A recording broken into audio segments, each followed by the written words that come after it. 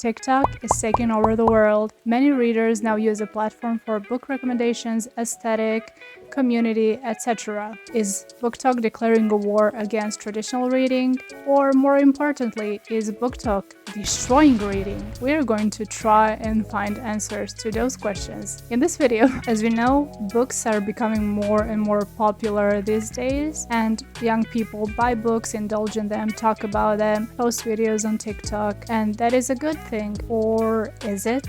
First, I'm going to talk about good sides of BookTok.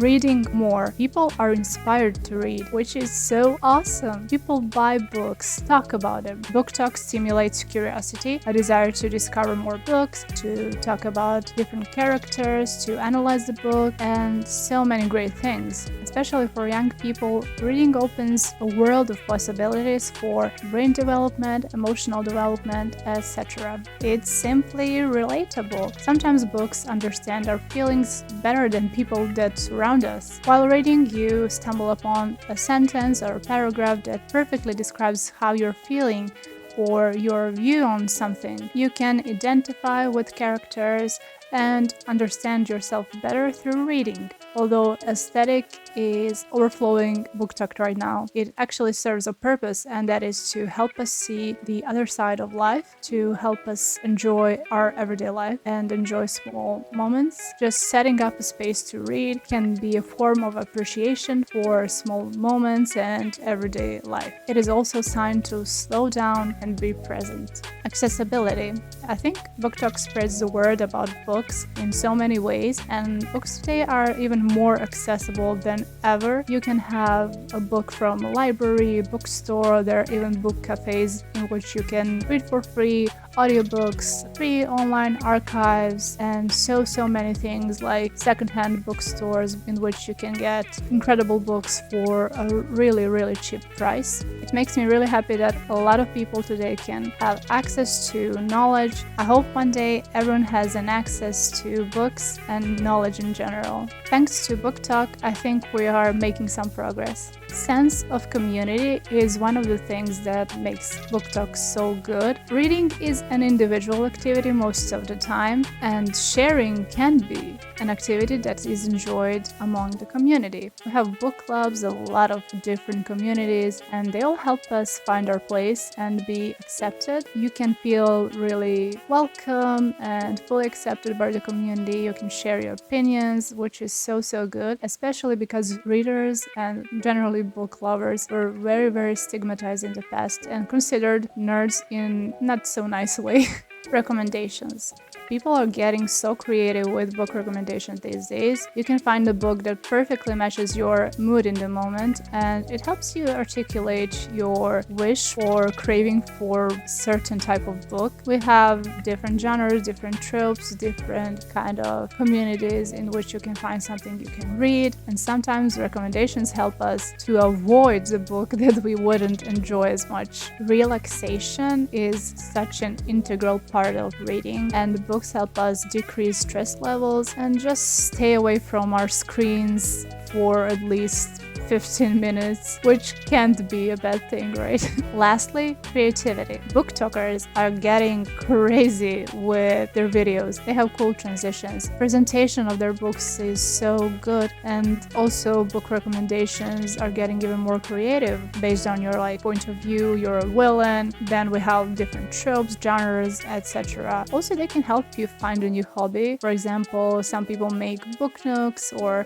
bookmarkers, so who knows, maybe it will inspire you to make some of your own and find a new hobby as well. Don't forget inspiration for future writers. Sometimes all you need is a little bit of inspiration. Now let's talk about bad things about BookTok. Books are so repetitive. Every time I enter TikTok, I see same 5 recommendations. I know people are going to say, well, you need to scroll more and watch more videos, and then you will get recommendations that are based on your preferences. But Let me tell you this, if you're an adult and you like complex books, really different books, books that are not so popular, or you want to read something like that, then it's not a simple scroll for 1 week or so and you'll get those recommendations. Those books are not so common, and trust me, I've been using TikTok for a really long time now, and I don't really get those books, even though I actually read those kind of books and I actively search them. You have to dig really deep to find something that matches your specific preferences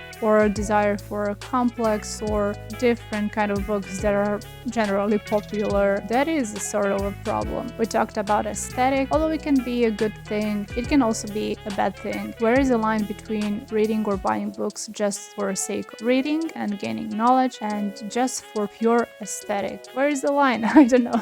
BookTok can prevent us from being more open to read some other type of books. That goes hand in hand with the same 5 book recommendations that I see on TikTok every single time. Of course, it is fine to read a certain type of book or a genre, but we can get stuck on reading the same type of books, the same author, and never advance, never broaden our reading experience, never learn more, never experience growth. After all, never seeking novelty, which is a part of who we are as human beings. We can get stuck on one perspective and fail to look beyond that.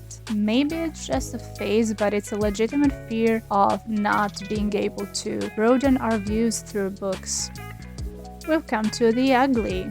Community or a cult? Hear me out. There are some cases I want to discuss. Being a part of community is very nice, but not when you're expected to act a certain way every single time. I saw people judge others for what they're reading, or judge them based on their bookshelf or their aesthetic, and just push them into this mold that they have to fit. There is one thing that drives me crazy. You're either a young adult fan or you're a Russian literature classics junkie. There is no in between. You're shamed if you read a certain type of books. You can't be both. Why can't you be both? Why can't you read classics and young adult books? I don't understand. Why are we shamed for reading books outside of our community? Why are we going so far to bully people for not acting the way we want them to as a community? Or should I say a cult? That leads me to living a certain way. Where is the line between being inspired by a certain aesthetic and being consumed by it? Trying to live your life in accordance to a certain aesthetic to the point you don't even enjoy it. Of course, it's valid to like a certain aesthetic and to live according to those principles if they are something that you value, that you enjoy as well. But what about living a rigid life just because you want to fit a certain aesthetic, and a life that you don't enjoy in the slightest? The last one is perpetuating toxic patterns. This is the thing that really scares me. There are some questionable books that are circulating between teenagers and young adults which romanticize toxic relationships. What truly concerns me is the effect it can have on people's development. If you read that kind of book and discuss it with someone, critically look through different sides, good, bad, different perspectives, just talk about it and analyze it, then I think it is good to read those kind of books because it can give you a good base for comparison and see what's good, what is bad, and learn to be more critical and to think for yourself. And also, of course, let's not forget about moral values. But what about pure consumerism? What about just reading and not thinking about it? What about when you get stuck in not thinking critically and just thinking that being in a toxic relationship is a normal thing? When you don't ask questions, you just get stuck on thinking some things that are not okay are just normal, which they aren't. As you can see, I try to look at the problem from different perspectives. We saw the good, the bad, the ugly, and I have to say that there are still some questions that remain unanswered. At least those are dilemmas that I have personally. The first question is it really necessary to read purely for intellectual stimulation. As someone who enjoys a lot of complexity and craves intellectual stimulation, I sometimes fail to see how reading can be a form of relaxation. This led me to a conclusion that books don't need necessarily to be associated with intellectual activity and could be enjoyed purely for relaxation and just having fun. But it would be a waste for them not to have an opportunity for critical thinking. My last question is, do bad books have any value? Bad is subjective. For sake of discussion, let's say a bad book is something that is badly written, that encourages toxic patterns, and that a majority of people agrees is bad. Does that kind of book have any value? Yes and no.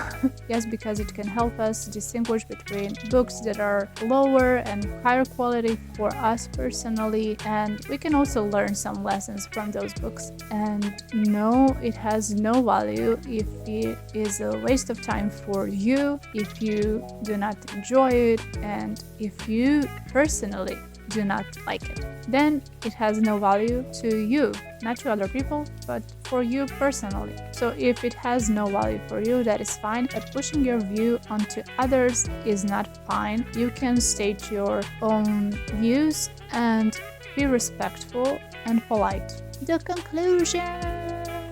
I tried to state as many points as I could, and I hope I did not fail to see different sides of the thing. Here I promise I will give you the answer. Is BookTok destroying reading? Yes or no? Yes and no. As I hinted throughout this video, if you find a book unhelpful, then by all means, it's not for you, you do not enjoy it, that is completely fine. But as you want people to be more open about new things and read different kind of books, then you yourself should take your own advice and try to give BookTok a chance. And if it's not working for you, then by all means, you're free to go. You don't have to like it. But I think just trying to look things from a different perspective is a good way. So if you do not enjoy BookTok, then it is destroying your reading. For other people, BookTok is not destroying their reading, and it can be a source of inspiration, it can be a source of encouragement and community, which is a beautiful thing. The most important thing to ask everyone, no matter which side you are on, is if BookTok has a potential to be a place for all readers, would you let that opportunity slip? Thanks for watching, dears beans. I hope you enjoyed the video, and I hope you will leave a comment and let me know about your opinion on this topic. I'm very interested and really passionate about the subject. So let me know in the comments what you think about BookTok in general and all those problems or good bad sides that come with it. Until the next time, bye bye.